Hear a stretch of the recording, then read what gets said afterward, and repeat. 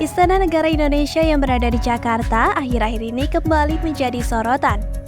Hal itu bermula dari ucapan Presiden Jokowi yang menyebut bahwa Istana Negara yang berada di Jakarta dan Bogor berbau kolonial. Tentu saja pernyataan ini mengejutkan banyak pihak. Terdapat indikasi pula bahwa ucapan tersebut sebagai bentuk promosi ibu kota negara Nusantara di Kalimantan Timur yang akan segera selesai.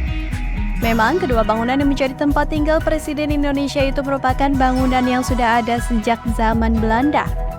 Mengutip dari buku berjudul Dari Lorong-Lorong Istana Presiden 2019, gedung besar Istana Negara ini dulunya adalah rumah kediaman Jacob Andries van Braam.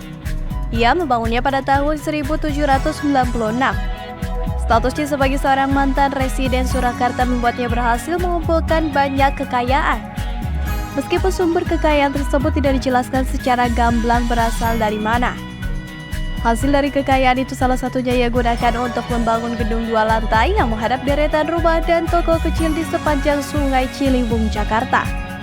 Ketika Inggris berkuasa di Hindia Belanda, rumah milik Jacob van Braam ini menjadi salah satu rumah yang diambil alih oleh Raffles.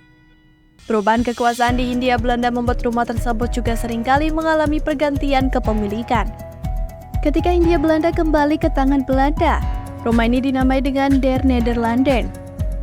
Bangunan tersebut kala itu berfungsi sebagai kediaman Gubernur Jenderal Hindia Belanda. Hal inilah yang membuat bangunan ini juga dijuluki sebagai Hotel Gubernur Jenderal. Ketika Indonesia merdeka, fungsi bangunan ini sebenarnya cukup jauh berubah.